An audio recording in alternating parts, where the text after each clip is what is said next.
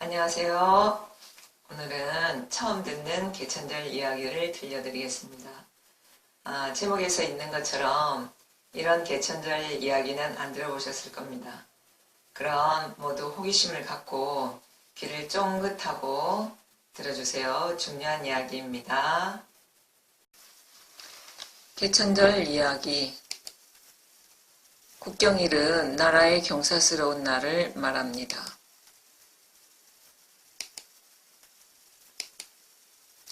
우리나라의 5대 국경일은 3.1절, 제헌절, 광복절, 개천절, 한글날이 있습니다. 개천이라는 말의 의미는 하늘을 연다는 뜻입니다. 이것은 사람들의 마음을 열어서 밝은 세상을 시작한다는 뜻입니다. 새로운 도시나 나라를 세우는 것을 우리 선조들은 건국이라고 하지 않고 개천이라고 하셨습니다. 개천절 10월 3일은 무슨 날이냐면 옛부터 우리 민족에게 10월 3일은 가장 성스러운 날이었습니다. 지금으로부터 약 4400년 전에 일대 단군인 단군왕검이 홍익인간 이화세기의 이념으로 고조선을 건국하신 날을 말합니다. 올해는 단기 4352년입니다. 단군은 이름이 아닙니다. 김철수 이런 사람의 이름이 아니고 통치자의 명칭입니다. 그러니까 단군왕검은 왕검이라는 분이 통치자였다 이런 뜻입니다. 단군왕검이 이름이 아닙니다. 단군 신화에 보면 곰과 호랑이가 나오는데 그것은 왜곡된 것입니다. 바른 것은 지금 알려드리는 내용입니다. 겁을 딴 안웅에게 웅녀와 호녀가 찾아와서 사람이 되게 해달라고 간청했다. 웅녀는 웅족의 여인이고 호녀는 호족의 여인인데 둘 다 공주님이었습니다. 사람이 된다는 것은 삶의 목적을 아는 진정한 사람이 된다는 뜻입니다.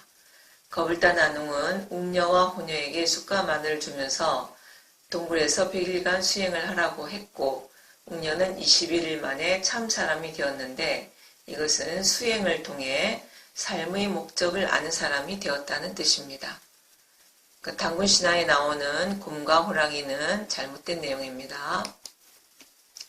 웅녀는 겁을 딴 안웅과 결혼해서 단군 왕검이 탄생하셨습니다. 단군 왕검은 홍익인간 이화세기의 정신으로 고조선을 건국하셨고 세상을 널리 평화롭게 하고 이롭게 하는 조화로운 홍익정치를 실현했습니다. 단군은 개인의 이름이 아니고 고조선의 통치자의 명칭이며 2096년간 47명의 단군이 홍익정신으로 국가를 운영하였습니다. 47대 단군의 연표는 다음과 같습니다. 1대 단군은 이름이 왕검입니다. 93년간 재위했습니다. 마지막 단군은 이름이 고열가입니다. 58년간 재위했습니다. 총 2096년간 고조선이 이라는 나라가 있었습니다.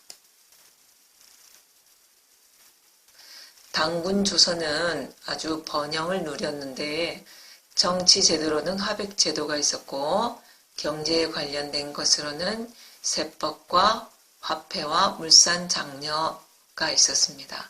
그리고 풍습으로는 도둑이 없었고 경천애인 숭조의 풍습이 있었으며 신명을 즐기는 문화가 있었습니다. 그리고 문자는 가림토 문자를 사용했습니다. 교육과 관련된 것으로는 공부하는 젊은이들을 국자랑이라고 했으며 교육기관으로 경당이 있었습니다. 고조선 역사가 어떤 의미를 지니는가를 말씀드리겠습니다. 상고사라는 것은 삼국시대 이전의 역사를 말하는데 한국과 신시배달국과 고조선의 역사를 말합니다. 자, 상고사가 우리에게 왜 중요하냐 하면 우리의 상고사는 광활한 영토와 부강한 국가의 역사였습니다.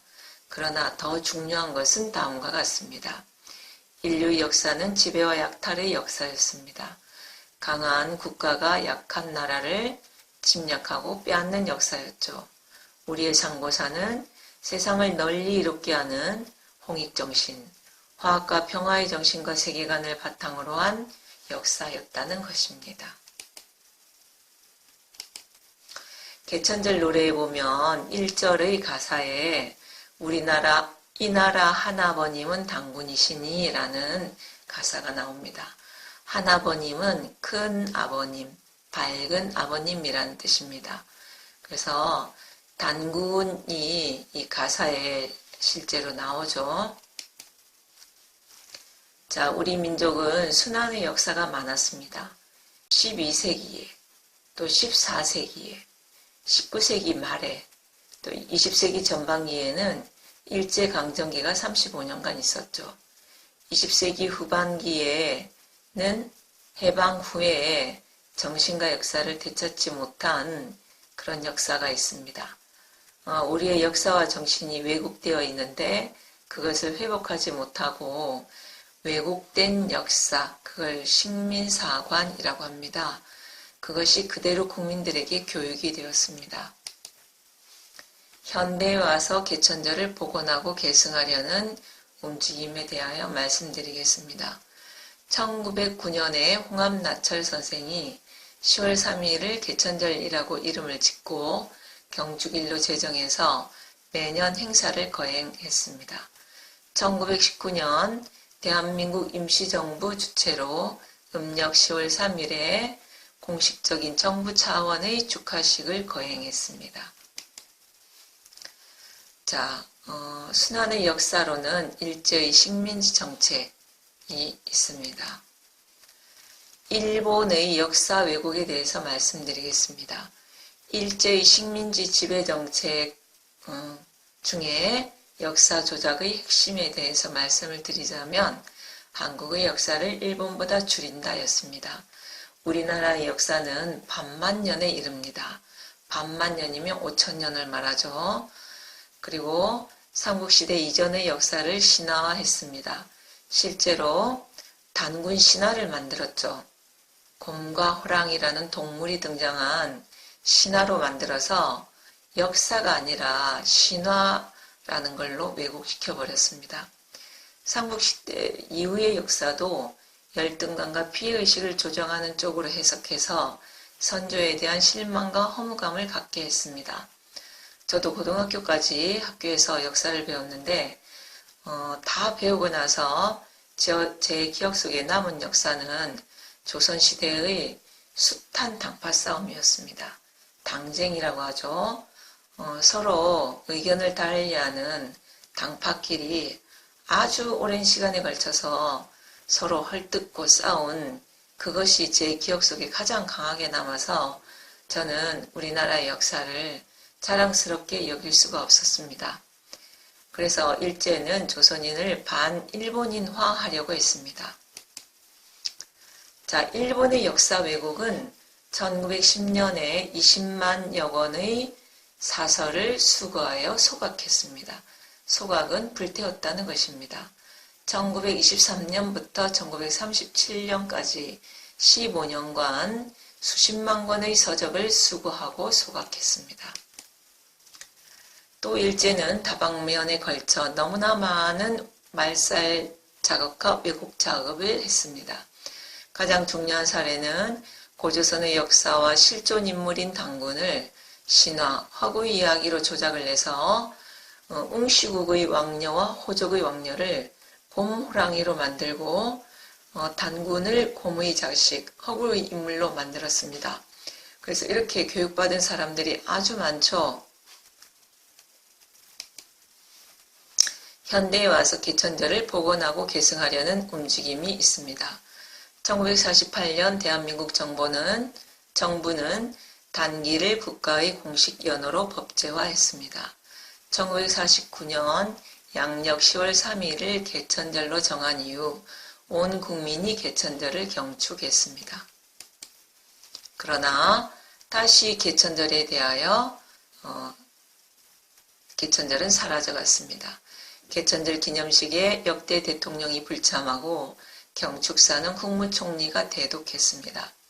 1962년 국가 공식 연호를 단기에서 서기로 변경했습니다.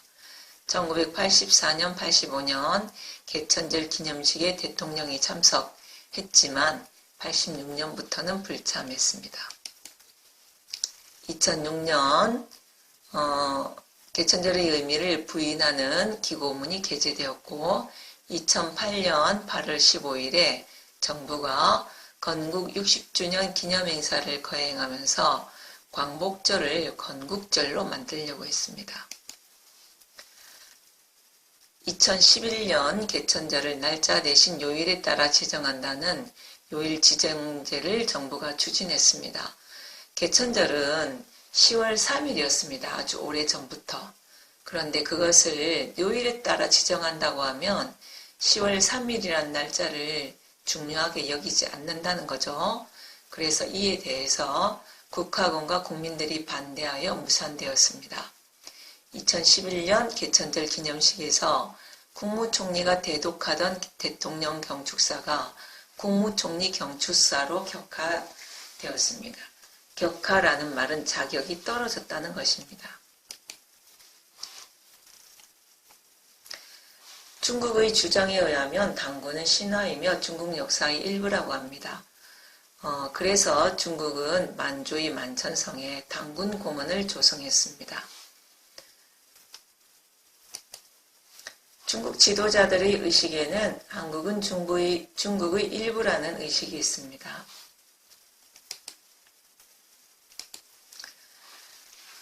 수천 년간의 개천절의 역사와 정신을 복원하기 위해서 2002년 10월 3일에 개천절을 축하하려고 10만 명의 사람들이 서울 상암 월드컵 경기장에 모였습니다.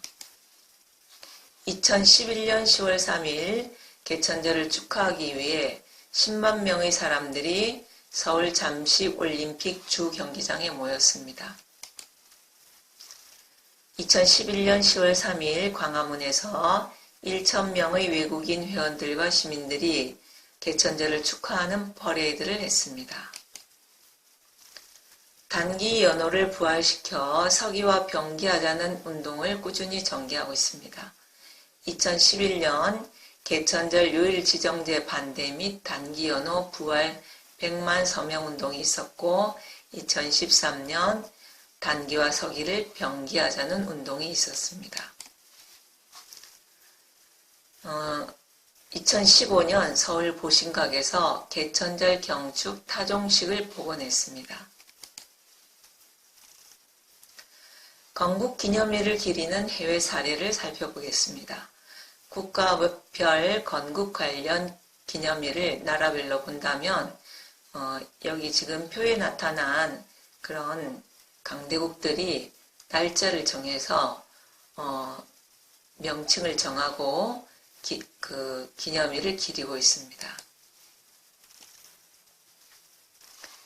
자, 해외의 사례를 보면 세계의 건국일 행사로 중국은 중국의 국경절, 미국의 독립기념일, 프랑스의 혁명기념일이 있는데 사진에서 보는 바와 같이 아주 성대한 행사입니다.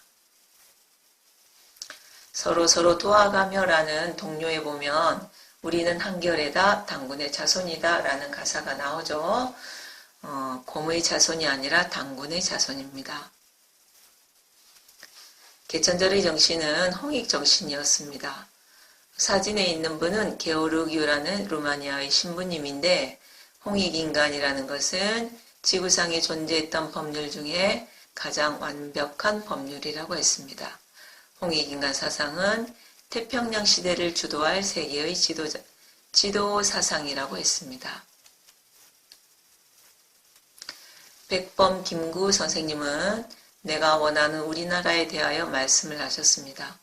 높은 문화의 힘을 가진 나라, 진정한 세계의 평화가 우리나라로 말미암아 세계에 펼쳐지기를 원한다. 홍익인간이라는 당군의 이상이 이것이라고 믿는다. 라고 백범 일지에 썼습니다. 개천 정신을 세계화하려고 하는 움직임을 살펴보겠습니다. 내교육은 1580년 일지 이승헌 총장에 의해서 한민족의 전통 정신인 홍익 정신을 기반으로 창안되었는데 교육 현장에서 성공 모델을 만들어내고 있습니다. 그리고 한국내과학연구원과 국제내교육협회가 이 세계화를 위해서 일하고 있습니다. 뇌교육이 엘살바도르 정부의 최고상을 수상했습니다. 뇌교육으로 엘살바도르의 학교와 지역사회의 평화를 증진시킨 데 대해서 엘살바도르 정부가 이승헌 총장에게 최고상을 증정했습니다. 유엔과 대한민국 교육부 국제내교육협회는 살인율이 세계 1위에 속하는 엘살바도르에 내교육 보급 사업을 시행했습니다. 현재 6,000여 개의 공립학교 중에서 1,800여 개 공립학교에 내교육이 보급되고 있습니다. 홍익정신은 인류평화의 정신입니다. 인간사랑, 나라사랑, 지구사랑이라고 말할 수 있는데 나와 가정과 나라와 인류와 지구를 사랑하는 홍익정신이 되자는 사상입니다. 우리는 자랑스런 단군의 후예로서 자부심을 가지고 홍익의 꿈을 가지고 세계를 품에 안아야 합니다. 단군이 자랑스러운 인물이라는 것은 이제 이 영상으로 아실 것입니다. 단군은 신화의 인물이 아니라 역사상 실존했던 나라를 개국하셨던 분입니다. 그 위대한 분의 후예입니다. 그래서 우리는 그것에 대하여 자부심을 가져야 됩니다. 그리고 또 개천정신은 홍익정신이기 때문에 홍익의 꿈을 갖고 세계에 홍익정신을 펼치려고 하는 마음을 품어야 됩니다. 쉽게 말하면 나부터 건강하고 행복해져서 가정사회 지구가 건강하고 행복해지게 만들자라고 말할 수 있습니다. 개천절은 이렇게 되어야 하지 않을까요? 기념행사에 대통령이 참석하고 국민축제의 장이 되고 서기와 단기 연호가 병기되어야 하며 국민들에게 개천절의 참 의미를 알리는 교육이 실시되어야 한다고 봅니다. 자, 이상으로 재미있는 개천절 이야기를 마치겠습니다. 이 이야기를 통해서 여러분이 그동안 잘못 알고 있던 몇십 년이나 사실이라고 알고 있었던 그 단군 신화가 왜곡된 사실이라는 것을 분명히 인지하고 단군이 역사 속에 실존했던 인물이며 고조선도 실제했던 국가이고 그리고 곰과 호랑이가 아니라 곰족과 호족의 공주였음을 분명히 각인하시기 바랍니다. 그래서 그동안의 역사가 왜곡되어 왔음을 알아야 하며 그 왜곡의 주체가 일제였다는 사실까지 명확히 아셔야 됩니다. 자, 그러면 이상으로 재미있는 개천절 이야기를 마치겠습니다. 영상을 시청해 주셔서 감사합니다. 이 영상이 마음에 들면 구독을 눌러주세요.